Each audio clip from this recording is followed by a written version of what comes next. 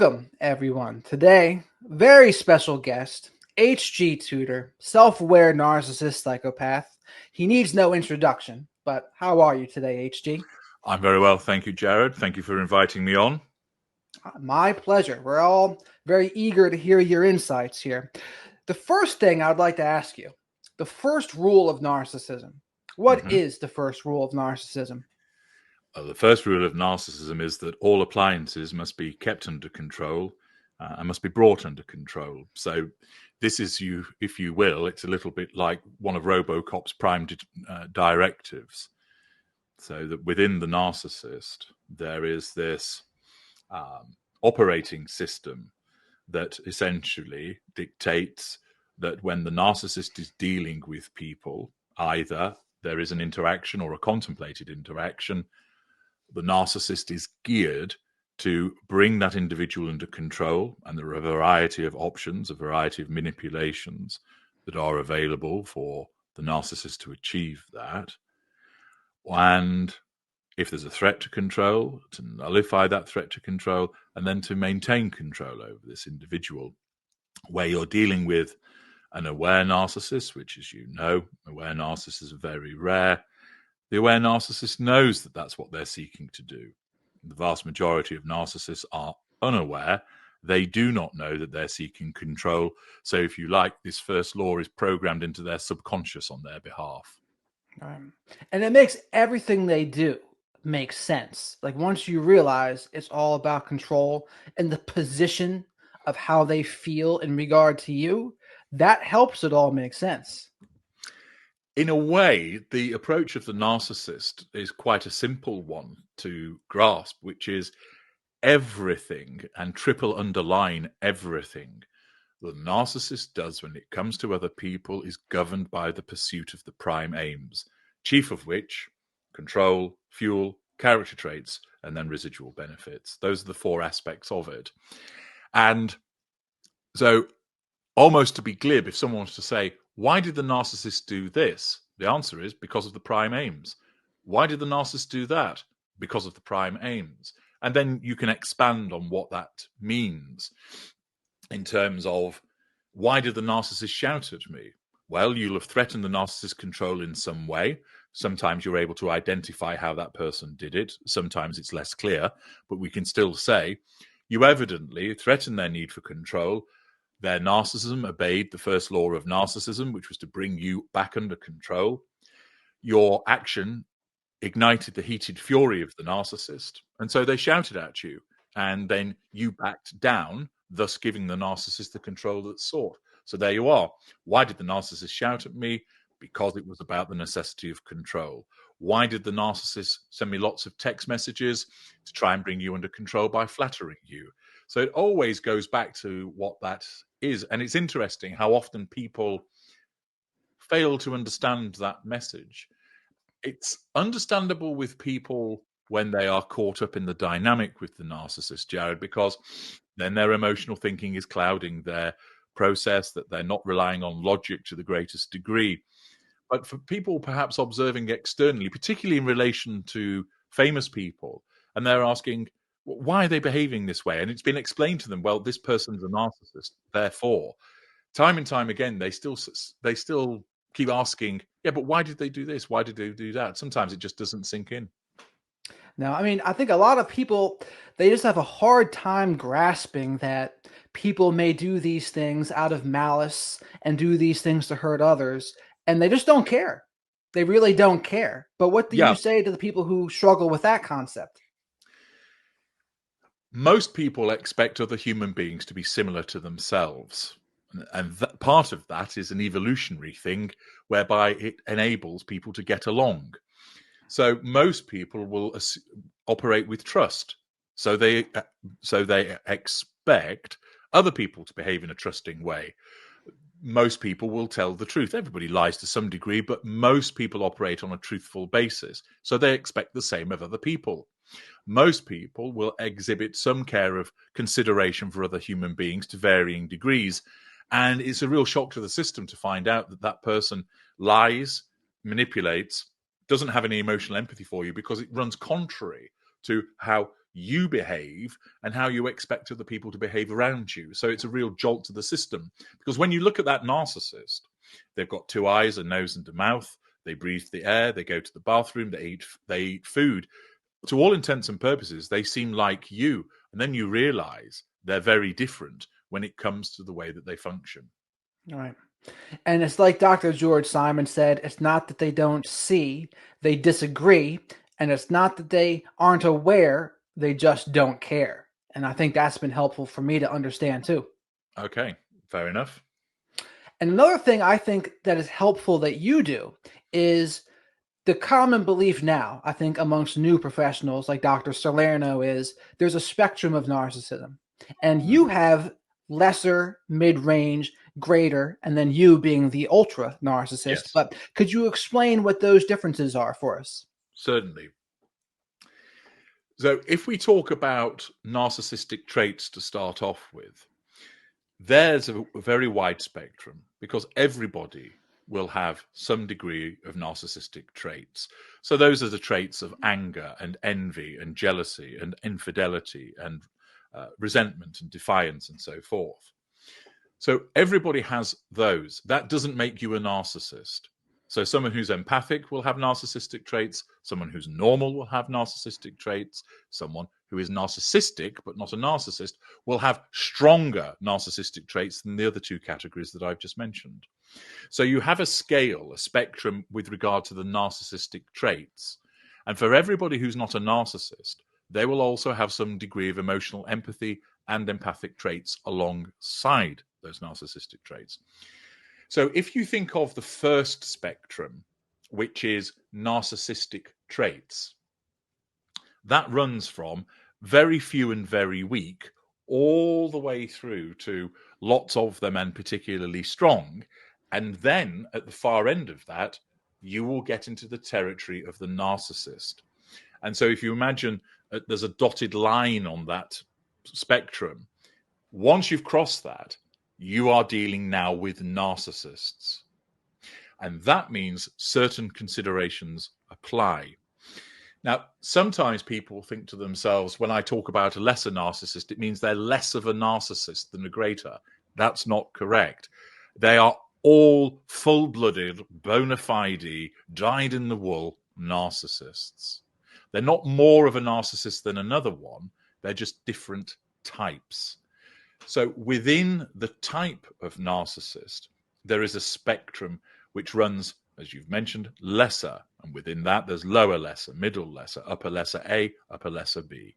Within mid-range, there is lower mid-range, middle range A, middle range B, upper mid-range, and then greater, lower greater, middle greater, upper greater, and then me, the ultra. Across that spectrum, there are differences with regard to awareness. There are differences with regard to the level of control over ignited fury that's exhibited. There are differences with regard to the type of fury that is exhibited, heated or cold. There are differences with regard to cognitive function, levels of charisma, effectiveness of manipulations, the range of manipulations, and so on and so forth. And all of those are differing factors which vary dependent upon which subschool you're dealing with. And when you say narcissistic traits, what do you mean when you say that? Well, as I mentioned, so for instance, a narcissistic trait is to be envious of your neighbor's new sports car. That doesn't make you a narcissist. It doesn't even make you a bad person. But the fact is that you look on that car and go, oh, I wish it was mine. You're exhibiting envy. And that's a narcissistic trait. Pride is a narcissistic trait. But it also has to be remembered that these narcissistic traits can operate in a healthy way when they are ensconced within empathic traits and emotional empathy. So let's take, for example, the narcissistic trait of envy.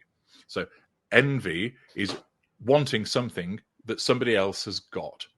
So for some people, their trait of envy may be very low. They really aren't interested in what other people have. It doesn't bother them that the neighbor has got a really good-looking wife. It doesn't bother them that their house is larger. It doesn't bother them that they've got a better job than them. It doesn't bother them that they've got a really flash car.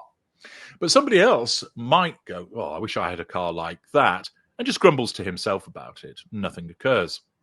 But you might then think, I'd really like a car like that. So what I'm going to do is I'm going to save up, or I'm going to get a side hustle, or I'm going to get a promotion so I earn more money. And that isn't hurting anybody, because what you're doing is your envious narcissistic trait is driving you to find a way to earn more money without causing a problem for anybody else, so you can afford a car that's like your neighbor's or perhaps better than his. If, for instance, you were minded in the dead of night to pop outside and run a screwdriver down the side of your neighbor's car in order to damage it, that's when your narcissistic trait of envy has come out from behind the shroud of empathic traits so that it becomes harmful. And again, a non-narcissist could behave that way because, for instance, it might be that the neighbor has been rubbing his face in it with regard to this new car repeatedly, which drives down the other neighbor's emotional empathy, so that his narcissistic trait of envy comes to the fore. So he goes and does something like that. He's not doing it for the need of control like a narcissist. He's doing it because he has a strong trait of envy, and that envy has come out from behind. It's like rolling back the emotional empathy, so there's no guardrail there any longer. I see. Yeah. I think what I have said in the past, and you can let me know if you agree or disagree with this, but I have said not everyone has narcissistic traits because, as according to the DSM, like people that have narcissism, feelings of grandiosity and superiority, hypersensitive to criticism, a sense of entitlement, envious of other people's success, a lack of empathy, exploitation, and those things have to be persistent and pervasive over many areas of life, according to the DSM. So that's why I have said not everyone has narcissistic traits, but everyone absolutely has the ability to do toxic behaviors. But what do you think about that? I disagree with you. Everybody has narcissistic traits. The distinction is what you're identifying there is the criteria that is used to make a determination of narcissism for the purposes of saying that someone has narcissistic personality disorder.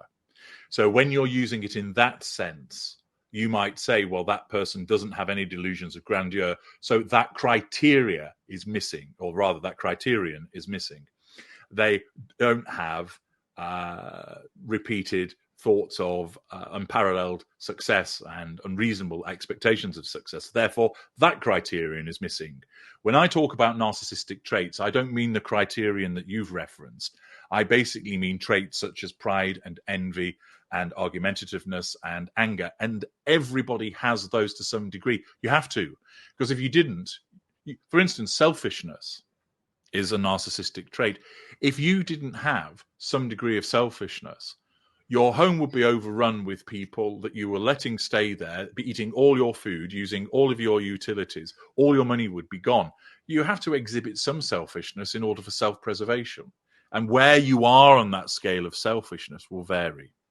So there's a distinction made between the criteria that you've talked about for the purpose of a determination of NPD, where some people will not exhibit those behaviors. I agree with that.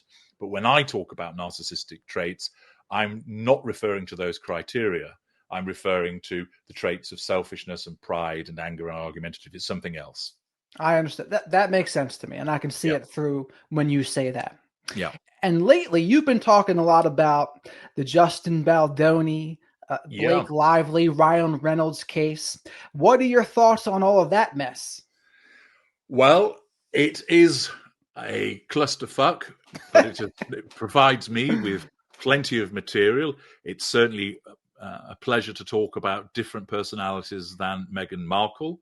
I know there's a lot of interest in her, so I continue to ascertain things that she's doing. But with the Lively Reynolds Baldoni, I've already analysed Reynolds and made a determination. Lively, she's still going through the Tudor scope as we speak. A couple more episodes are coming out later in the course of today, at the time of you and I speaking.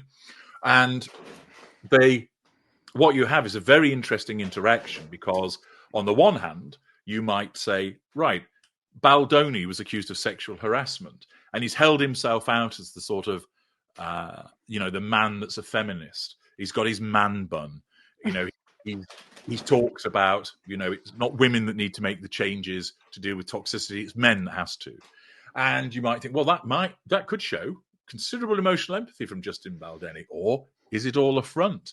He creates this image, and then he engages in this sexual harassment, accused of walking into the trailer and seeing her naked, and that he was talking about pornography with Jamie Heath in front of Lively, etc. And then, so Lively then goes at him with the lawsuit claiming sexual harassment, and then he fights back, suing the New York Times and then also Reynolds and Lively, and discloses his 168-page timeline, which contains evidence which starts to show things whereby she was suggesting, oh, don't worry, I'm just pumping milk for my child, but you can come in, it's no problem. And it's, so this starts to put a different context on it all. And so whilst she plays the role initially of, I'm the victim and I had to have a sit-down meeting partway through It Ends With Us in order to say, here's my list of demands because of your behavior, it then starts to paint a picture of, actually, you're quite flirtatious anyway, and you're rather bullying with your behaviors. And so that starts to suggest a possible personality type. You then get the added complication of, when she makes these accusations against Baldoni, is she doing of her own volition? Or where does Ryan Reynolds fit into all of this? Because could it be the archetypal situation of two actors?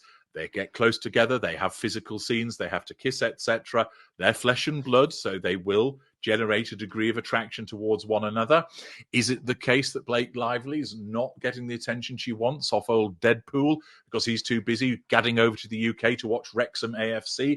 She's feeling a little bit left out, and therefore she turns to Baldoni. Reynolds gets wind of this, and in classic behavior, he says, what's going on between you and Justin Baldoni? And she goes, help, help, that awful Justin Baldoni. He came after me. He's such a wolf and an animal. Ryan, go get him. And so she plays the victim. Reynolds is portrayed as the rescuer, and Baldoni is portrayed as the perpetrator. And so Reynolds goes wading in saying, don't you effing fat shame my wife. And then he starts writing scenes for It Ends With Us, and then it looks like the two of them conspiring to take it all up. So it's a lovely soap opera in itself. And I don't want to say too much at this juncture as to precisely where I see really what has gone on until I've determined what all the players are. And then when I've done that, I'll say, right, my take on all of this is what has happened. And that's one of the beautiful things, Jared, about understanding narcissism, is that it then equips you with the ability, when you know that somebody is a narcissist, to make predictions about the behavior. And when you see the behavior, you can interpret it through the prism of their narcissism. So when you see somebody do something, you can go, right, okay, because of what has gone on there, ordinarily, we might think that it's because of A, but we know this person's a narcissist. So we know there's a greater chance that they would engage in infidelity, that they've got no emotional empathy, that this looks like an assertion of control because.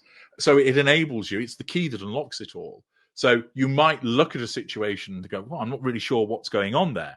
And when you have the narcissism, when you know that somebody is a narcissist, you know that everything that they do in relation to other people is in the pursuit of the prime aims. So that then informs you. So it's, for instance, like with Meghan Markle. You might go, why on earth has she decided that she's going to make a video in a back garden that makes it look like she's taking a leak and it's unprofessional? What's going through her mind? Very simple. There's been a threat to her control as a consequence of as ever having been leaked. She needs to nullify that threat to control. Her arrogance and sense of entitlement causes her to think that everybody will regard an impromptu video as really cool. So she makes the impromptu video in an attempt to nullify that threat to control. There you are. That's why she did it. And you can understand that because of her narcissism. And before I circle back to Ryan Reynolds and Friends, Yeah. The interesting thing about Meghan Markle is, and the same thing that there was with Amber Heard, there's a group of people that are just absolutely convinced, nope, Meghan Markle is the victim. Nope, Amber Heard was the victim. And they talk so surely of themselves about it, it can have almost a gaslighting effect just listening to them. But what do you think of that phenomenon? There are a number of factors at play with those individuals. First of all, there are some individuals who are genuinely hard of understanding, Quite simply, they're thick and they just don't get it.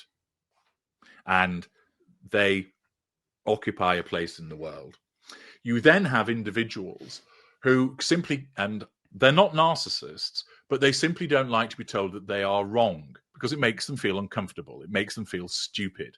So it's easier for them to try and be consistent and say, no, I'll defy the evidence, or I'll interpret the evidence with my preconceived bias for the purposes of maintaining a consistency of approach. Doing a volte-face makes me feel uncomfortable, makes me look stupid, so I'm not going to do it. Even though their slavish devotion to the incorrect interpretation may cause them to look stupid, they're able to reconcile in their mind that what they're doing is correct, so they stick with it. You also have individuals, of course, that will have an agenda. So, for instance, there'll be those that will say, oh, hashtag me too, we should always believe the woman. And therefore, Amber Heard should be believed. And, Johnny Depp. And remember, as well, with some of these situations, there's grey territory. So it's never so clear as, Johnny Depp is the absolutely whiter than white, untouchable living saint. He's done bad things. He has been unpleasant. He's behaved in a toxic way. And therefore, what they'll do is they'll also look for the evidence that supports their theory, and they will jettison anything that doesn't, that flies against it, which, is typical sort of conspiracy theorist approach that is adopted by certain individuals. So with some of them, they're just too stupid to understand. Others is because they don't want to accept that they're wrong because it makes them feel stupid. Others, they have an agenda and it fits with their agenda, so they don't want to lose sight of it. With some, they will be narcissists. And when you tell them that they're wrong, they immediately have to reject that. So they continue to follow a route which is incorrect based on the evidence because their narcissism tells them that they are right. There's also the effect that once upon a time, the individual who might have some rather strange ideas and would be in the minority would be sat on their own in the corner of the pub with nobody really bothering them. But now these individuals can all get in touch with one another through the internet, and then birds of a feather flock together. So they form a community where it's all, we believe Amber Heard. And they feel a sense of camaraderie and belonging, which continues to drive them to adopt the stance that Heard's the victim, Depp's the aggressor. And there are other people that agree with me. So we're all right. And although we're the minority, we're the ones that can see it. You lot out there, the majority, you don't get it. You're the stupid ones. And so by finding those like-minded people, they find validation, which enables them to stick with the view. There's also been an increase, I think, generally in the way that people absorb information, that they operate in echo chambers, which I've touched on a little bit there with the birds of the feather flocking together, that many people have lost or have a reduced ability to look at things in the grey, to accept that there are two sides to every story, to evaluate the evidence. And people are much more encouraged that, it starts with the insidious, are you Team Baldoni or are you Team Lively? And you can say, well, actually, I might think that both of them are difficult individuals. No, you can't do that. You've got to be on somebody's side. You've got to take a stance. So I think there's a variety of factors that affects people with regard to this entrenched thinking. I mean, people really struggle with more than one thing can be true at the same time. Yes, they also really struggle with two sides of every story because that one in particular, it can be a pretty invalidating thing to say to someone who has just gotten out of an abusive situation. But on the other hand, we also know that narcissists love to lie and spread smear campaigns. So if you're hearing that first, you would certainly hope people would believe there's two sides to every story in that case. So, but people really struggle. More than one thing can be true. People want it to be black and white. They want like Amber to be the complete good guy and Johnny Depp to be the complete bad guy, or vice versa. And it's not that simple. No, it isn't. And also, there could be an element of, it used to be the case before social media and intrusive media and the rolling news that you have, that people who were famous, you only really got to know stuff about them to the extent they wanted it known. they were very good at keeping that because it was very difficult to get access. You didn't have gossip sites. You didn't have people walking around with a video camera in their pocket, which might just record a famous person getting into a fight outside of a bar. It was eye testimony and be like, yeah, I don't believe you. You're just saying that to try and get a bit of, to get, no, seriously, it happened.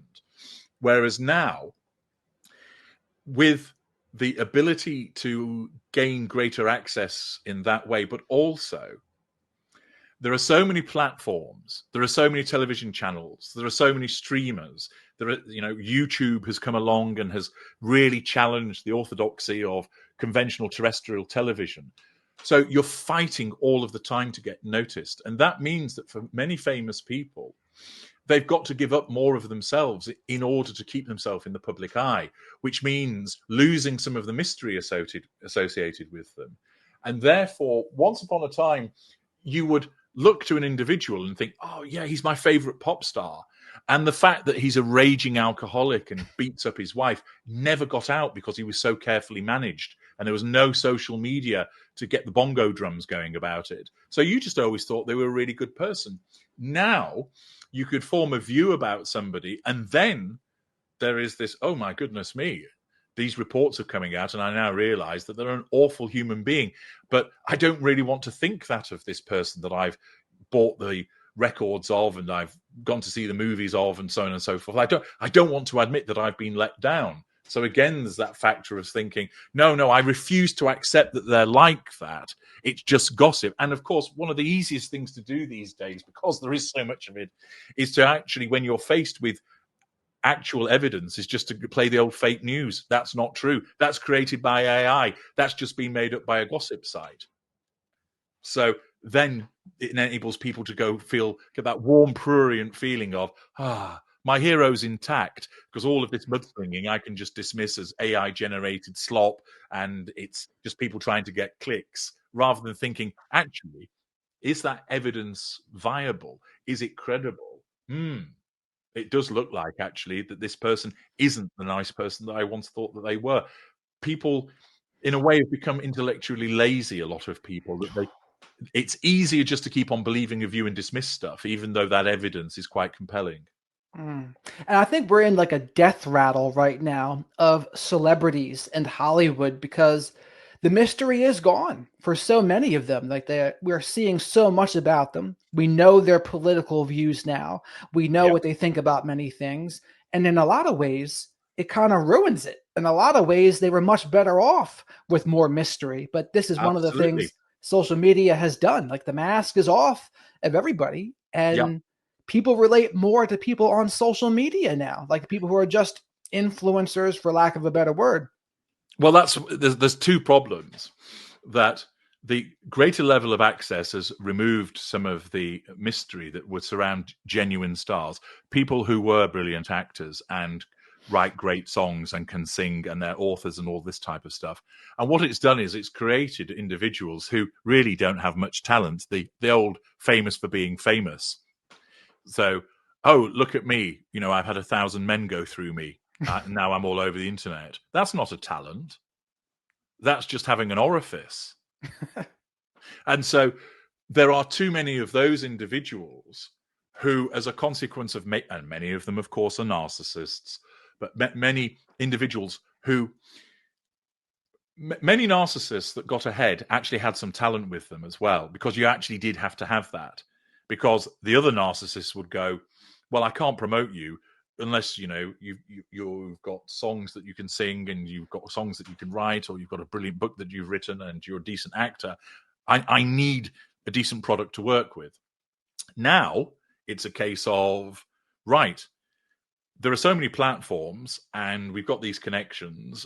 We can drum up some interest in you, do something scandalous. Let's do some rage baiting, because that didn't used to happen.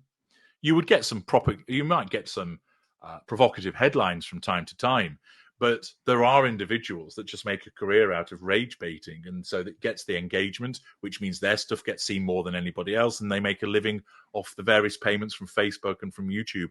And then you ask yourself, other than the talent for annoying people through rage baiting, which isn't really a talent, So I was explaining that one of the difficulties that has arisen is for celebrity, you've got individuals who've become overexposed, so the mystery is being lost, and then you've got the overpromotion of untalented individuals, which dilutes those which actually have genuine ability. So what do you have? A fatigue, as you say, the death rattle. I don't think that naturally they're going to disappear, because there's still plenty of people, the mouth breathers, that will be entertained by much of the shenanigans of these individuals, because it's easy to access it. Just sit back and let your mouth fall open and just digest it without actually thinking about it. But where it has become more problematic is they get spread much thinner because there's so many of them. And so it's so much easier to gain some celebrity status through doing things which are actually pretty mediocre. And I think they're just more normalized now, because now that anyone, if they produce something of value or at least just get attention, they can get the same kind of numbers as traditional terrestrial TV, sometimes more in a lot of cases. So it's really kind of leveled the playing field, social media. I think that was the case some years ago. I think it swung away from that to an extent, because there are so many people now who've decided, hey, I'm going to be a YouTuber.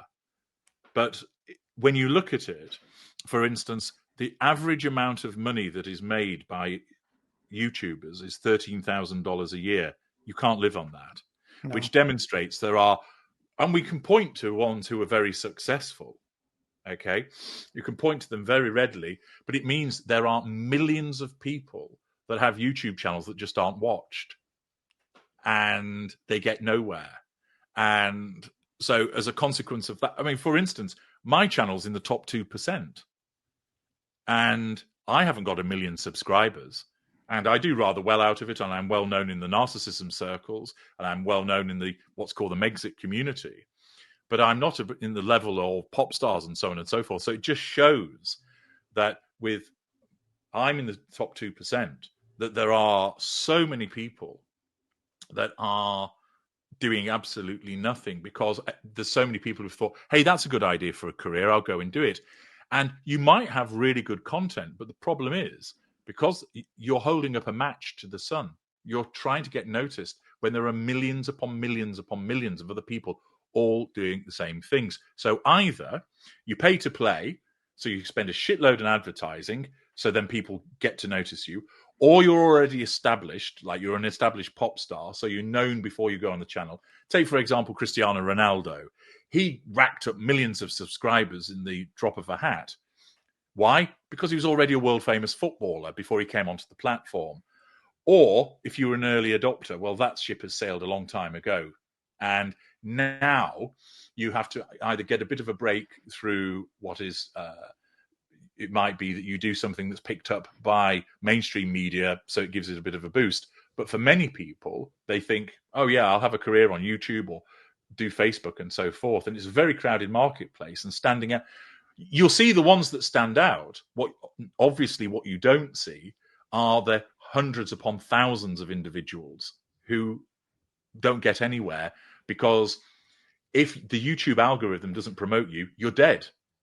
You can have as brilliant as material as you like and the sexiest thumbnails known to humankind, but if that algorithm doesn't decide to promote you, you're dead. You won't get anywhere, because most of the traffic's driven by you being recommended by YouTube.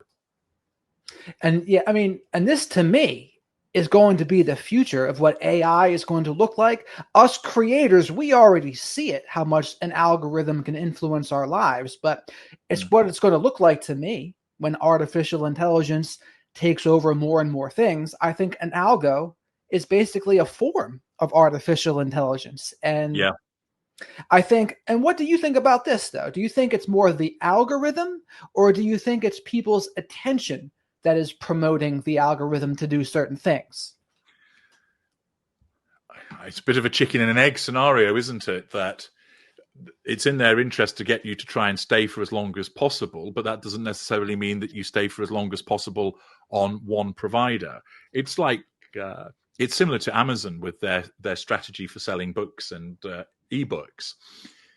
They do not care if HG Tudor sells 1 million books or 1 million people all sell one book each. Amazon gets the same amount of money. So similarly, as long as you are watching something, they don't care what it is. So there's always this sidebar that's trying to tempt you to go onto something else. And so that's the difficulty that creators have, is that there's always the possibility that somebody's watching a video and they're, oh, that looks interesting, and off they go, and then you've lost them. And naturally, there are individuals who are loyal to creators. I have a very loyal fan base. Some people, it's less so. They're fickle, and particularly amongst younger people, where they'll be jumping around. It shows, for instance, with TikTok. My audience tends to be older, 30 plus. And generally, that means that they have the ability to watch things for a little bit longer than others. And so I generally look to create videos somewhere in the 8-minute to 12-minute mark, because that gives you sufficient time to explain things. It also means that it's not just a snack. People feel like they've had a meal. Because I know, like, some of my subscribers say, oh, I'd really like if you did an hour's worth of material. I think, yeah, well, you would, fair enough. But generally speaking, that's too long for people. You go to places like TikTok, it's successful because people just watch something for 10 seconds. You get people whereby they can't stand introductions any longer. Someone having an intro, it gets in the way, because their attention span has been whittled down to, they can only watch something for 10 or 15 seconds. Anything longer than that, bored, onto the next thing. And because they can do that, they can swipe onto the next thing, because the algorithm, the platform, allows them to do that. And then the algorithm starts to, basically, it's always saying, what about the next thing? What about the next thing? So you get that dopamine hit. Yeah, and you aren't lying about that. I mean, I've made 60-second videos, and some of the comments will be, get to the point already. And I'm like, exactly. I got to the point within 15 seconds. Oh my God. But that's just goes to show you how short people's attention span is. And the other thing you had me thinking, I'm not sure if you've ever seen the movie V for Vendetta, but he mentions in one of his speeches that if you're looking for the guilty, you need only look into the mirror. And I think, well, when it comes to the kinds of creators that get popular, like, our attention is valuable. Our attention is absolutely contributing to the kinds of people that get popular. And I think people get annoyed at the Haktua girl getting popular, for example. But it's like, well, people don't understand. Even your hate attention is feeding it. Like, exactly. The algorithm doesn't care if it's positive attention or negative attention. It's like a narcissist in that way, right? Absolutely right. If you want to stop these individuals gaining fame and prominence, you've got to unplug from them. It's in the same way as making life very difficult for a narcissist is to go no contact. If you keep engaging with a narcissist, you're giving the narcissist what they want. Even if you're arguing with the narcissist, you're still giving the narcissist fuel. If you're telling the narcissist that he's a grade A arsehole, you're still giving him fuel. He won't like it, because it's challenge fuel, but you're still giving fuel. And the same with certain providers. You'll see it. That, and Meghan Markle's a prime example of that, probably one of the most divisive people on the planet. There's all of these people who are basically saying, why doesn't she go away? Well, she doesn't go away because mainstream media knows that people will click and watch and read and comment. So they're in it they don't care about her. All they care about is advertising revenue. And as soon as that starts to drop, they'll find somebody else to talk about. But the point is, many of the individuals that watch will say, you all stop looking at her. You all stop looking at her, but I'm not going to. I want you all to stop, but I'm allowed to keep going. And of course, if everybody thinks that way, well, I'll keep going because everybody else will stop. Then nobody will stop. And so they're invested in wanting to see the eventual car crash. With some people, they will finally just become bored because they'll think, oh, this massive exposure of her, it's never going to happen. It is, as HG has said, it's just a death by 1,000 cuts. It's taking too long. And they might one day just think, I've got better things to do. Or, for instance, you go on holiday for 2 weeks, so you don't look at anything because you're enjoying yourself on the beach and you're doing other things. So you break the habit of looking at her, so you drift off and do something else. That could happen. But for many people, the reason that these irritating and annoying individuals exist is because they are being fed.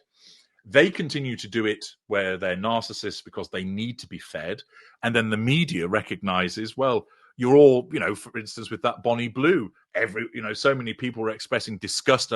Oh, gosh, I bet her parents are proud of her. And, oh, imagine going with that if you're the 1,000th man and all the rest of it. You're still commenting about her. You've still, in your indignation, read the article, which has given them advertising revenue. What you need to do is stop and unplug from it.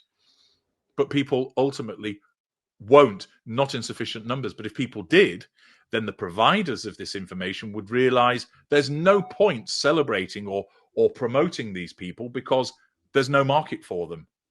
And Right. as you say, if you essentially, it is the people that are watching who are guilty because they are the ones that are feeding it. I think that's very important for people to recognize. We do have the power with that. Our attention is valuable, and we shouldn't just, even our hate attention, even if you want to just rip into somebody, that's going to keep it going. And I think there's a fine line between calling out injustices and things that really do need to be called out, and then mindless hating that just goes nowhere. Yeah. And also directing it towards something which is substantial, is a proper injustice.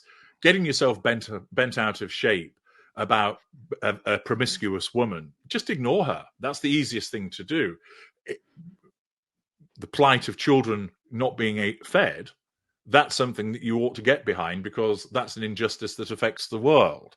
So one could understand that people would want to engage and highlight the injustice of that, but getting all worked up. But of course, it comes back to, it's interesting because I remember seeing something where I think it was some football fans and somebody had written, look how, if only you cared so much about what's happening to your country as you care about with regard to what this footballer did at the weekend.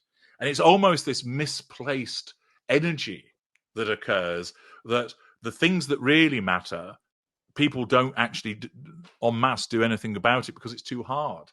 And that's when people like my kind can take advantage of it, because it means you're easy to control.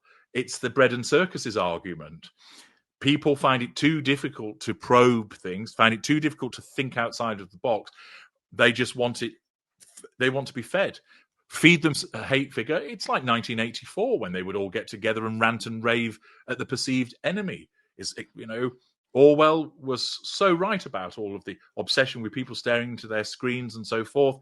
Give the people what they want. Create the enemies that they can all boo and hiss at and write their 100 words below the line about.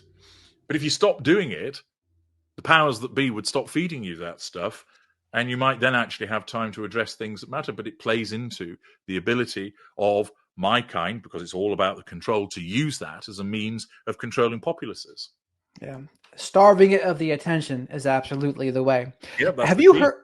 Yeah. And have you heard of Hanlon's razor? I'm curious your thoughts on this, but it's never attribute to malice what could be attributed to stupidity. Have you heard that? Yes, I think that's entirely apt.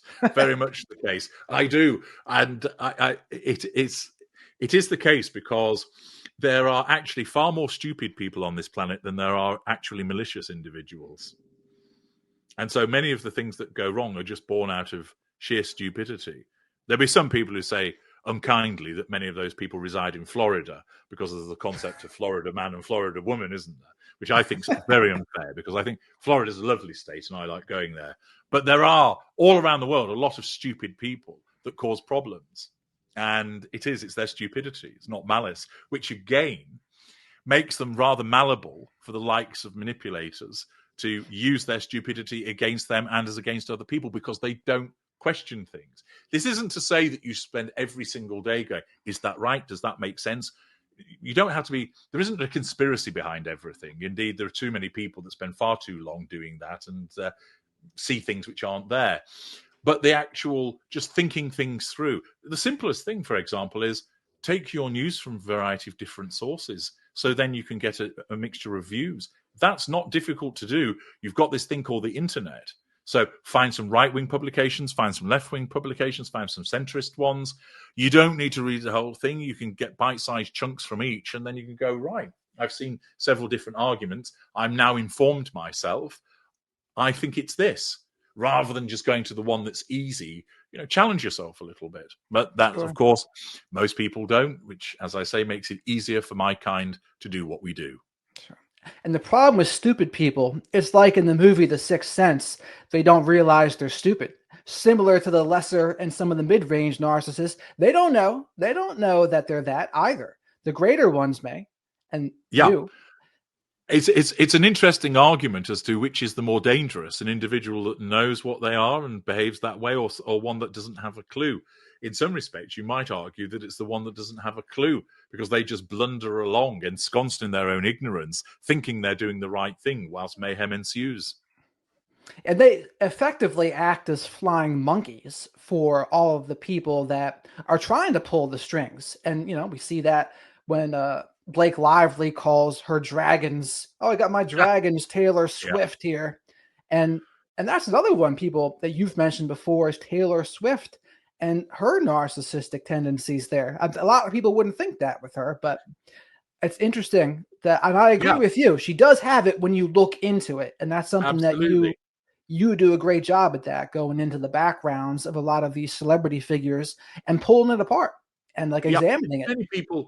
Many people misunderstand that. They think that when I do that, I'm saying this person's a bad person. I'm not. Because, for instance, there are things that I've done that some people would put in the category of bad, possibly even evil. But then also I provide thousands of videos gratis, which saves people's lives. So you'd put that under good. So narcissists will create fantastic music which entertains you.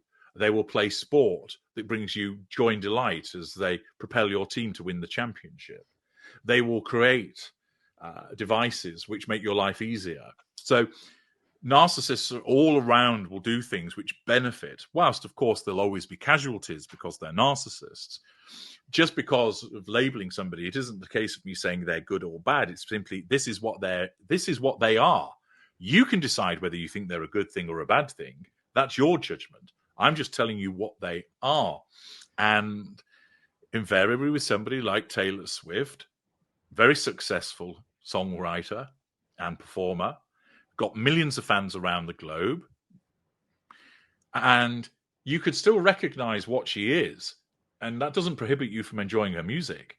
You can still recognize what she is, and you can still go and enjoy the concerts. Just understand what she is.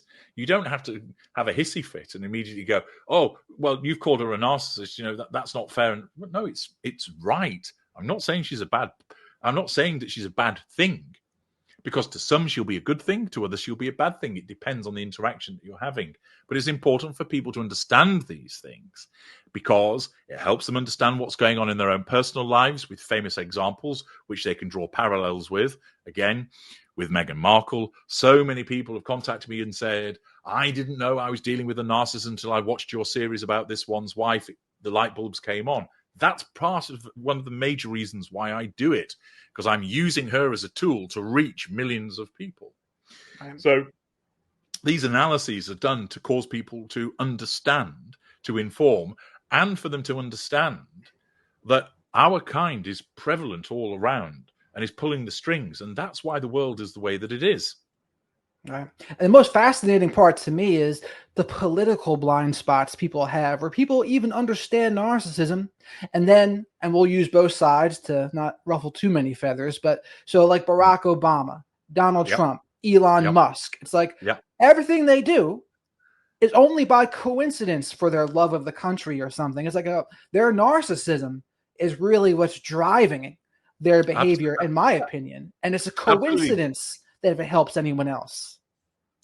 Politics is one of the major hunting grounds for the narcissist, because political power allows the assertion of control on a massive scale, national and international. It allows the reaping of huge amounts of fuel.